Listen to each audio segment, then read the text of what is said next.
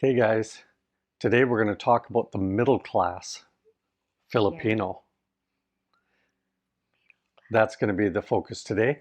But first, we're going to give you a little update on these Chromebooks. Yeah, it's right here.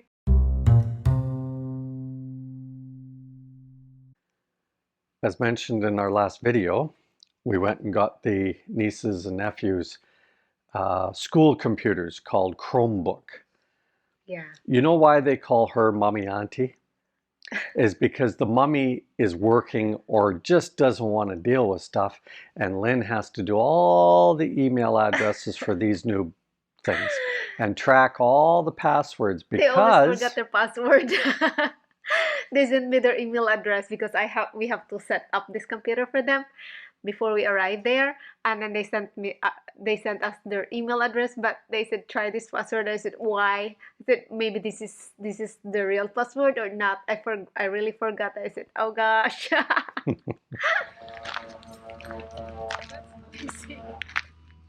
yeah, somebody's being noisy. Oh well,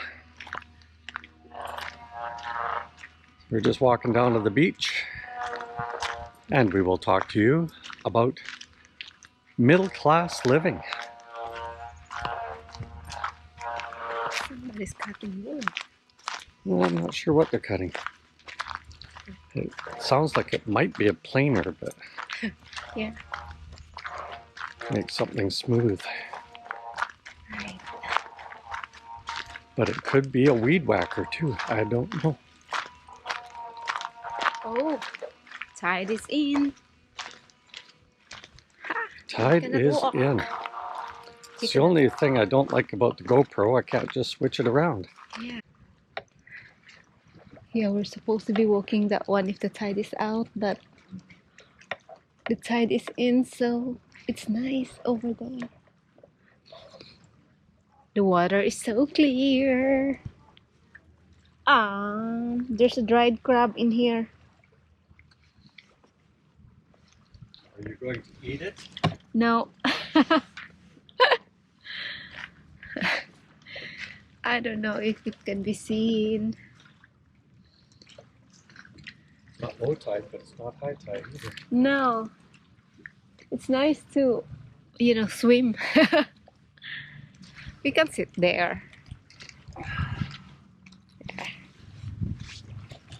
There you go. Right.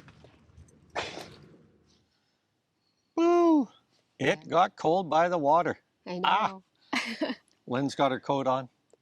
I had to change my shirt. Yeah, I Woo, have that got 3 layers right now. Anyway, so we're up at the parking lot here. Yeah. And so let's get into how the middle income affects our being a foreigner in the Philippines. And where it doesn't affect you is things like go to the restaurant. There might be a little bit there, but only in so much as, let's say if you go to Chili's. Chili's restaurant. Yeah, in SM, Western restaurant. I think it's a US chain, pretty sure. And you don't want fries, you want nacho shells or something like that instead of, or chips, whatever. But you don't want the fries. It's an upcharge. Now, I don't care what the franchise does. The franchise in other countries do what they want to do. And it's probably all approved by their home country. But things like rent, those things are not price discriminated. Yeah. Right? But taxis are, if this gets there, taxis are.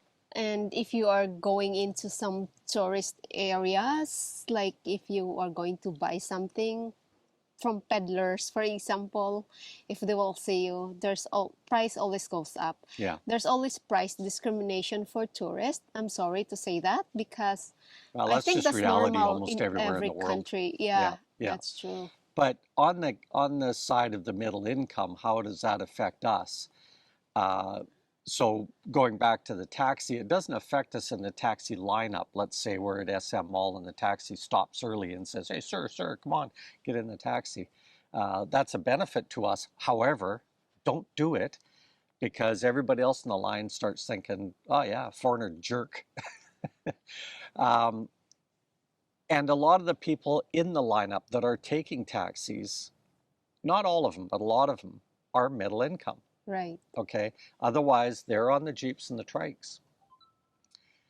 Well, there goes my phone.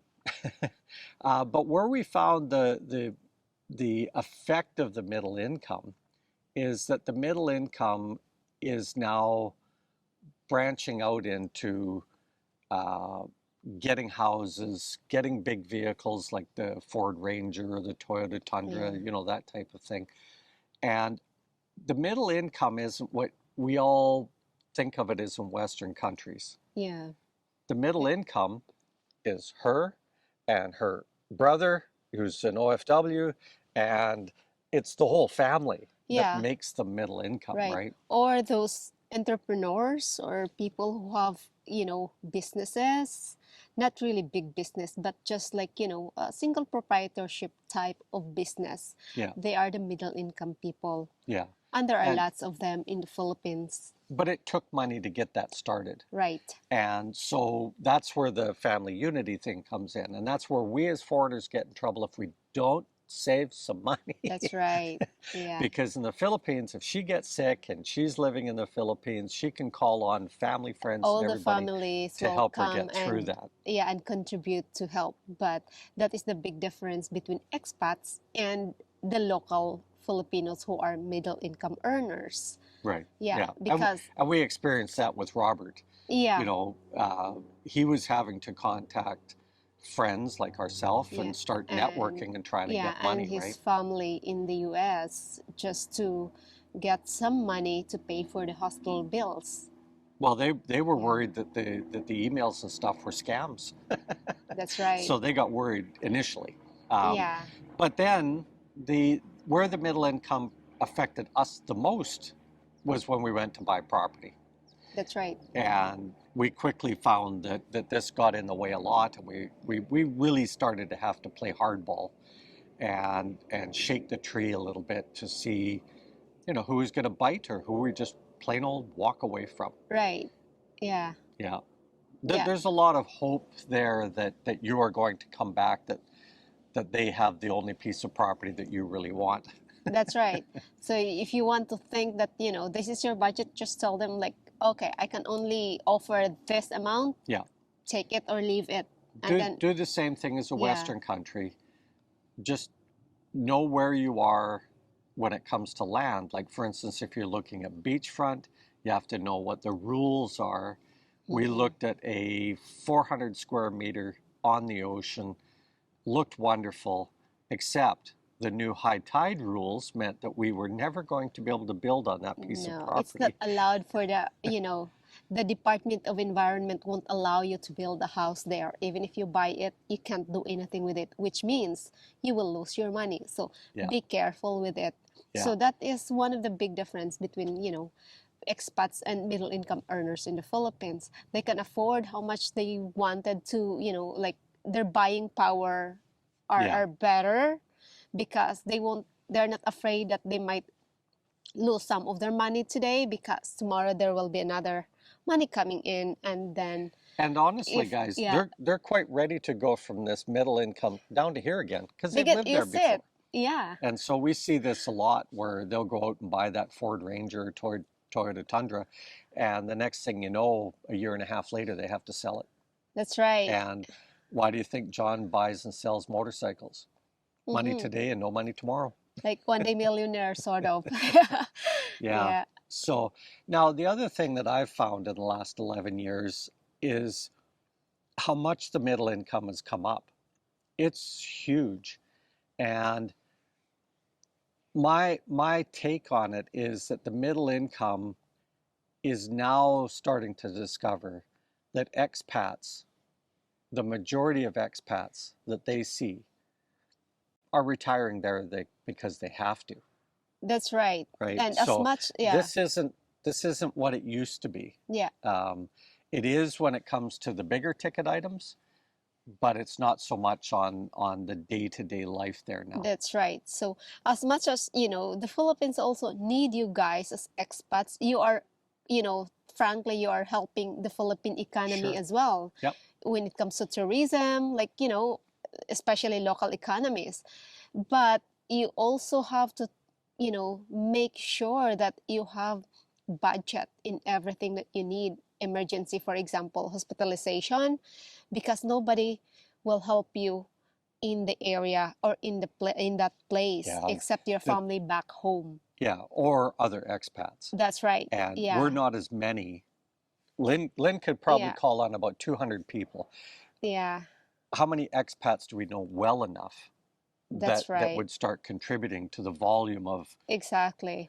50,000 pesos or 100,000 pesos for a Right. procedure? That's right. Yeah. So it's So, not much. but going back to the land and such, it wasn't just about the land, guys. It was about everything that we tried to purchase around building the garage this last year and the septic tank and the front wall. Mhm. It was very evident that I had to stay out of the picture and let Lynn do everything.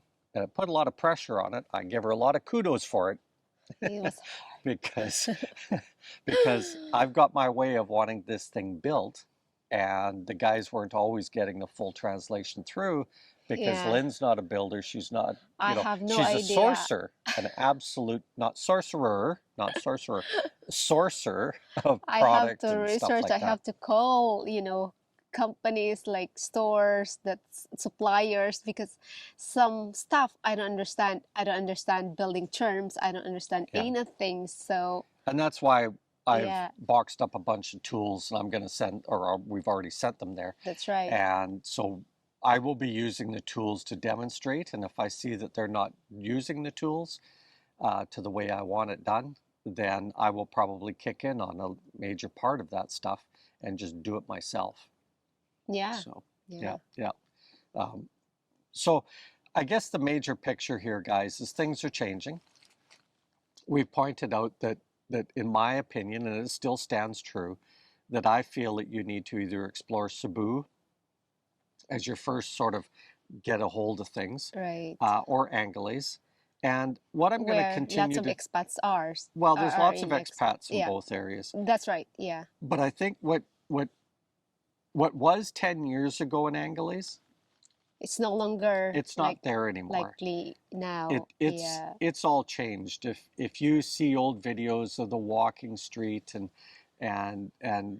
all that type of thing, Right. it's all discos now. It's all dancing. It's all Korean food. That's right. The Yeah. Filipinos are very quick to shift to whoever the market is. And That's right right. now, it's Koreans Yeah. because, as I've mentioned before, the Philippines to Korea is like Canada is to Mexico in the winter. Mm-hmm. Okay, Yeah. Yeah. so So yeah, but if don't discount yeah, the middle income there. They've got a lot of money and they're spending a lot of money there. yeah. So exactly. So like explore Palawan, Palawan. I say Puerto Princesa, El Nido, Dumaguete City in Negros Oriental, Bohol, Tacloban, Bohol. There Bohol. are Yeah, lots of places that you could, and they have their beaches too, yeah. beautiful. And then in Let's face it, Cebu, they got 7,000 islands. They got a minimum of 7,000 beaches.